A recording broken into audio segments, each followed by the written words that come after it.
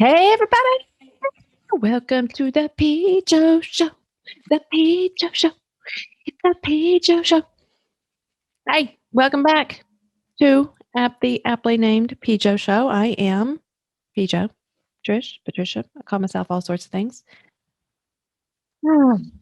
Yeah, I'm like, this is a day of recording for me. I mean, I'm in the same shirt. Look, I'm not even pretending like I'm not recording everything all at one day. I'm not, because I am, and it's perfect. What I'm doing in between each one, though, is I'm having a little dance party for myself, and it's great. Yeah, it's fantastic. Like, I've still got the beat in my head. If we never met. Yeah, it feels good. So I've been grooving in my seat. It's been great. Whew. Like I said before, I'll settle down. I'll probably have to take a couple big drinks of water and go get my microphone settled. So thank you for being with me, for hanging out with me. Hey, right now, though, to continue on, I feel like all of these episodes they're gonna release on the same day, so it's just gonna be kind of like one big continuation. But you guys can hear them whenever you feel called to hear them. So right now, I'm going to talk to you about this beautiful and this super powerful perception shift of, I guess it's a different perspective and not a perception. So thank you for loving me through that. This beautiful perception shift of life happens for you and not life happens to you. You know, it's really easy to find yourself kind of in this victim mentality. This is a very human place to be. This is a very egocentric place of, why is this happening to me? Why does this crap always happen to me? Again, that super special unicorn syndrome that we talk about, that we are so unique, that we were the first people in the history of humanity for life to be totally against us. I will tell you this. I think that's probably one of the thoughts that we all have as humans at some point in our life. Why is this happening? Why is it that it is only my life that is happening so terribly? So it's a pretty powerful shift to make into, why is this happening for me? Because there is a gift in absolutely everything. Absolutely everything. Every person that comes into your life comes into your life for a meaning, for a reason. There's something there. There's a little gift from that person. And here's the thing, it can be something really great. It can be something fun and something loving and, oh, they make me feel so good inside. Or it can be something totally opposite. It can be, they trigger so much stuff in me. They are the walking embodiment of all of my judgments, and I can't stand to be around them. That's not them. That's you. And that's okay. That's a human place to be. That's a really real thing to say. But when we shift into a place of, I wonder why I'm seeing them. I'm wondering why they're here with me right now. What is the gift that I'm supposed to get from this person? Not from them personally, but from their presence in my life. What am I supposed to get from them? Same thing with situations in our environment, things that we can't control. A great example of this is, we're a military family. So many of you know that. My husband's in the Air Force. And we have been through a lot of deployments in our lives and in our relationship together. It's just the nature of this beast. And I have done deployments really badly. And when I say badly, I mean, I was simply surviving. I can do anything. I can gut it out for 4 months. And that's exactly what I did. I just gutted it out for 4 months. Like, I wasn't thriving. I was merely surviving. So then we had, in 2018, We got hit with a deployment that was a year. Uh, in the military world, they're called 365s. And they're always scary because, as you know, they're out there and people are getting them. So it's just a matter of time before it lands in your inbox. And so March 2018, it landed in Greg's mailbox. Oh, he had a 365-day TDY to Islamabad, Pakistan. Yeah, it was really a tough place for our family to be. I'm going to be really honest with you, and that is where my journey into self-acceptance really and truly took off. I've been focusing on it for the past 10 years since my second daughter was born, but um, it really, really took off 2018 when my husband deployed to Pakistan for a year. And in the beginning, I was pissed. Not even gonna lie to you. We felt all the emotions, but one of the biggest and the strongest was pissed, was mad. Why is this happening to us? What have we done wrong to get this bullshit assignment? I might have actually said that out loud in the heat of the moment one time, maybe three. But that doesn't matter. Like that was a very real place that I was living in. Why is this happening to us? And I had to consciously shift out of that to maybe start to consider that this is happening for us. And I'm not going to pretend like that was something that happened in the course of a day because it wasn't. It took a lot of work and it took a lot of awareness and it took a lot of shifting and it took a lot of writing. It took a lot. That's it took a lot. And during that year, I found myself a couple of times to where I was in that place of, God, why is this happening to me? Why am I doing this? And because I had set an intention of looking at the gifts of this time, this separation, because that was my intention, I could quickly identify when I was living in that place of why is this happening to me? And I could make the shift smoothly into why is this happening for me? And that's a powerful shift. That is just one word, but the energy around that word is so different. It is just a different place.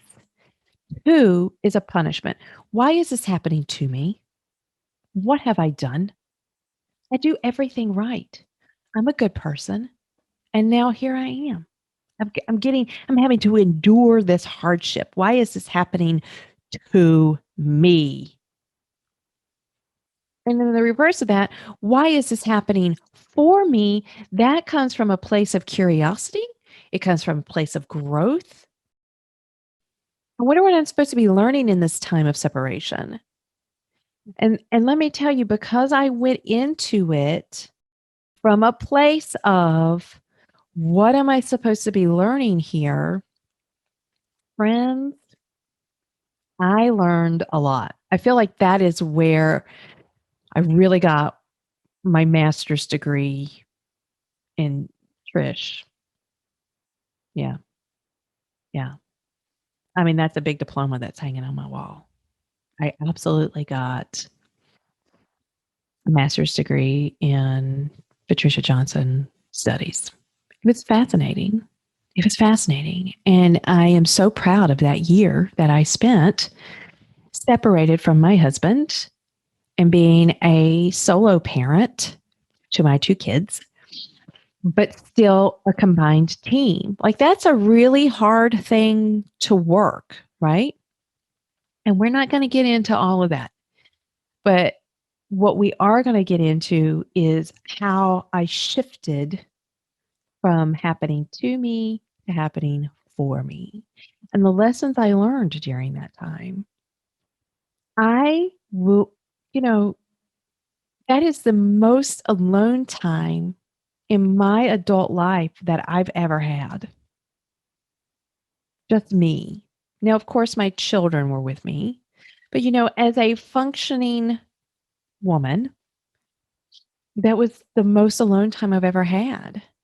I've never slept in a bed alone for that long, had a room to myself for that long. It's been a long, it's been a while.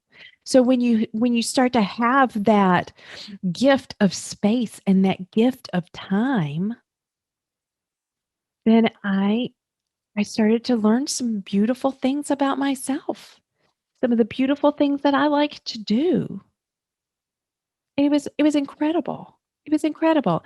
Now if I had looked at the end of every day as, well, now I gotta go to bed by myself and be lonely, as opposed to, here I get this time to reconnect to myself. It would have been a totally different year. Totally different year. Now that is a very clear and, that's a very clear way of looking at a big shift, right? And sometimes when you're going into these big trials, these big, I don't wanna say a test, but, like, these when you know that there's a big obstacle coming up, it is really easy to kind of work through your shit, work through the emotions, and then enter into the challenge intentionally. So you kinda, can kinda get your mission statement like, "Okay, so this deployment, I will be da, da, da, da, da, I'm gonna be looking for the gifts, all of this. I will be thriving, a growth mentality." We did all of that, and we had reminders of that all over our house. So we were able to start that challenge, start that season in life with clear, well-defined intentions. And so when we started to shift away from those, we could counter correct that pretty quickly. And that was a beautiful gift. Like that, out of all of my years that we've been in the Air Force, that one by far was one of the most difficult, but it was also one of my favorite. Not because I was away from my husband, not because I was alone or all the money we made. It wasn't any of that. It was one of my favorites because I grew so much in that time, right? Like that I can look back clearly in my life and I'll be able to see the difference between Trish before the deployment and Trish after the deployment. That's the same for our relationship too. Like our relationship before the deployment was different than the relationship on the after the deployment. My husband and I, we were very cognizant and we were very much aware that this was going to change us. And we made sure, again, we set that intention in the beginning to grow, but to also grow together while we were separate. So that means that we had to talk to each other every day. Like and on the days that we didn't want to talk to each other, let me tell you something, honey, those are the days we had to talk to each other the most. Because those are the days that we were usually in this really tricky wicky place of resentment, or he's having the best time ever in Pakistan. I mean, what does he got to worry about? He's by himself and he's got a quiet house that's clean all the time, and or the opposite, right? He could have very well have been thinking, she's surrounded by love and, she doesn't have to come home to a quiet house and, she all the things, right? It's always better for the other person, right? So we set that intention to grow together even though we were separate. And it was a wonderful experience. It has, we were a very strong couple before, but it solidified us. We are golden. We're solid. Solid.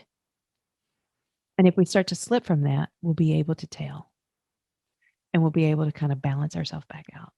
I trust in that. But, like I was saying, when you're going into one of these challenges, it's kind of easy to set those intentions and go into it like, this is how I'm going to do it. But everyday life isn't quite like that, right? So every morning I wake up now and my intention throughout the day is to be aware that things are happening for me. The lady in the grocery store that cut me off, that was happening for me. And it might have only happened for me so that I could just give her a little energy love, right? Like I don't know what's going on in her day, but go right ahead. Just to show a little kindness. That might have been why w- why she came into my life that day. Who knows? Who knows? But I know that it was happening for me as opposed to happening to me. You know, there's a reason why the people who are in your life, why they're in your life. Bad relationships. There's a reason that's not happening to you. It is happening for you. That's a place of empowerment. What am I supposed to learn from this person? Am I supposed to learn how to establish boundaries and stand up for myself and find my self worth? Maybe, maybe. Have you noticed though that once you get rid of one relationship, and this can be, a romantic relationship, it can be a business relationship, it can be a friend relationship, it can be just an acquaintance relationship. How you can navigate it and you can be like, "Shoo, God, I'm glad I'm away from them." And then in the near future, that relationship shows up in your life, but with a different person. That that's because you know, there's a lesson with each relationship. So that's giving you another opportunity to learn the lesson or to learn the lesson a little deeper. Because let's be honest, like there are different levels to lessons, right? So and you can only learn the lesson level at which you're at. I know that sounds crazy, but it's absolutely true. And it feels good when I say it, right? Like, okay, so this is kind of big and deep. So when I started my journey into self acceptance, one of the things that I felt truly, truly in my heart that I was not enough. I talked about my enoughness forever, my worthiness, and how I just didn't feel like I was enough. I wasn't good enough. I wasn't good enough. So I worked through that, right? And then I discovered in that journey, through that work, not around that work, but through that work, that's something else too, right? Life happens to me is bypassing the work. Life happening for me is moving through the work. So as I started to figure out all the reasons why I didn't feel like I was enough and started to put a whole lot of love on those, I could then start to see that was my first level. My second level of my enoughness sounds like the same thing, but it's not. It was my worthiness, right? I couldn't have I couldn't have started to love myself through or learn the lessons of my worthiness if I hadn't first learned the lesson of my enoughness. So I am enough first. I am worthy second. And then I had like this real proving energy around things. Then I had to prove that I was enough. I had to prove that I was worthy. I wouldn't have gotten the proving part of the lesson if I started there first. It's just like college classes. Like enoughness was 101, worthiness 201, proving myself 301. And then 401, the whole root of it all was that I make myself responsible for other people. Mhm. Right? So that self-appointed responsibility fueled all of those other things.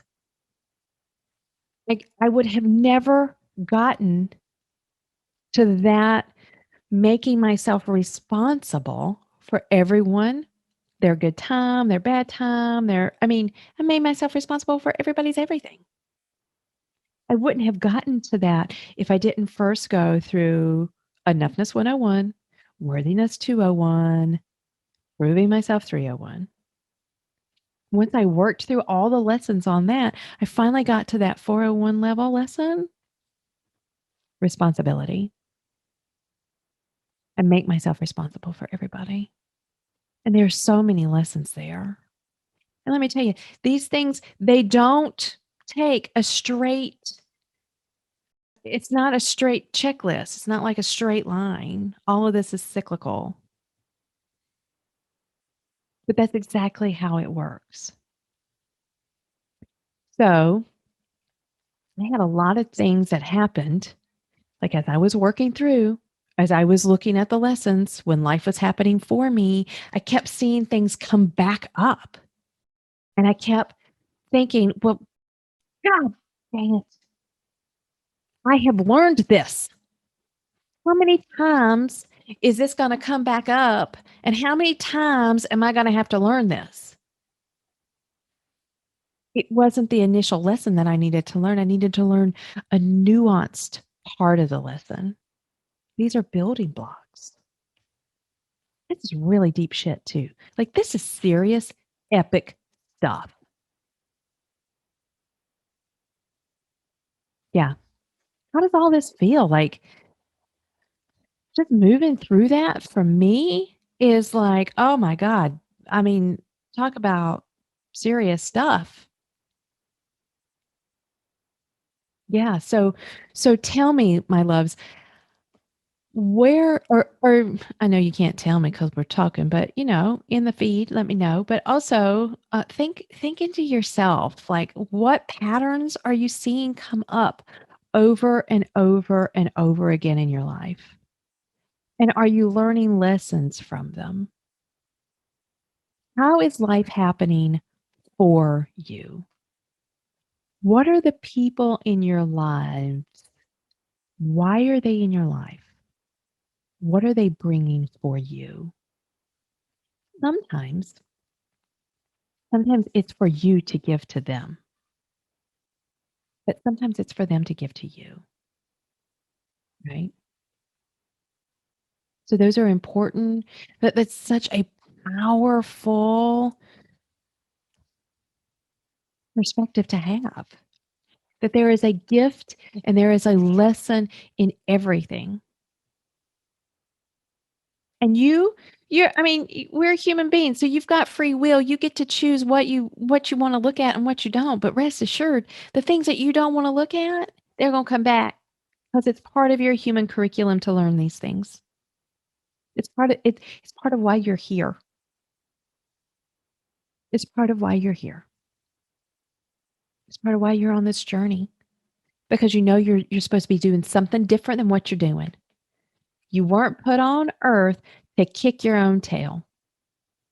So what were you here for? That's something that I had to look at, to think about. I wasn't here to kick my own ass. That's not what my talent is. I mean, I was really good at it. And sometimes I still find myself falling into that a little bit. And it's in those moments that I get the another opportunity to love myself. Like, hey, what on earth is happening, Toots? What is going on, baby? Remember we're supposed to be loving on each other? What let's love on each other right now, right? Another opportunity. This is not like a God bless, why am I not learning this? It's like, oh yes, I have learned this. I'm just having a really human moment, and that's okay. We all get to have those moments. So that's what I want you to think about. This is what I want you to consider. What lessons are you getting right now from your people? Let me tell you who the best teachers, mm, it's your kids. Oh, honey, your kids, if you have them, are the best teachers ever. They are showing you all sorts of stuff about yourself. And you get to choose on whether you look at it or not. We're going to talk about trigger points and decisions later because those two are kissing cousins. But your kids, they will teach you so much stuff. They are here for you, just like you were here for your parents. There's a curriculum there that we have to learn from each other. I know. I know. My kids have taught me so much and will continue to do so through every stage of their lives, even as adults. Don't be true. Yeah. It's going to piss me off sometimes, but it's all right. Again, that's human me. And it's okay.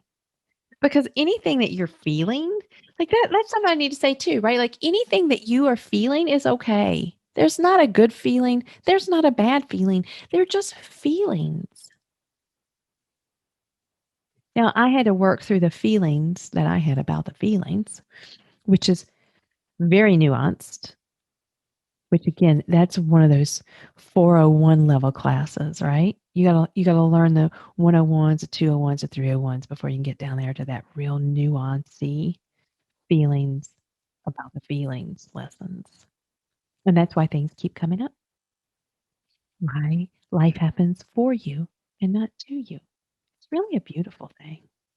It's really a beautiful thing. So that's what I would like for you to do. I would like for you to think about and even make a little list in your journal or on your, I love post notes. So put it on a post note about the times where you thought things were going to be really bad or things were really bad. Things were really difficult and very challenging. But then as you look back on them, you can see the growth that you made. You can see the lessons that you learned. Start to take an inventory of all of that. And you'll find out what I'm talking about. You'll clearly be able to see it. Clearly be able to see it. And then that also, it helps empower you to trust in the next time you get a lesson. Because here's part of it too. Like today, when I was in the store and the lady cut me off, I mean, she cut me off big time, right? Like I extended grace and kindness to her, but there have been plenty of times that I have been cut off somewhere and I've honked my horn and I've given them the big old bird, right? And it's okay. Like there's a lesson too. Like, oh, that person was put in my life so that I can remember that I'm living out of alignment with myself or to give me a quick release, right? Or whatever. Like the lesson isn't always warm and cozy. It's not always this fuzzy feeling. But there's always a lesson. And so as we start to do the work a little bit more, as we start to live in this new awareness, we can start to accurately analyze and to see what the lessons were. And then you learn the lesson and you get to move on to the next. But there's always another one waiting in the wings. Yeah. Okay, I feel like I'm getting all wrapped up on this. So I just want to say thanks. Hey, thanks for being on the Pijo show today and for listening to How Life Happens for You and Not to You. It's really a cool concept.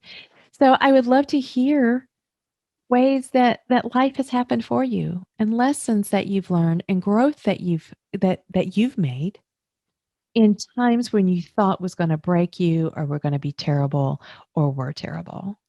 Right? Let's share those lessons. Let's come on here in our Facebook feed and practice that vulnerability together. It's a safe space. Remember, my loves, the work is hard. We don't have to be hard on ourselves. XOXO, babies. Love y'all.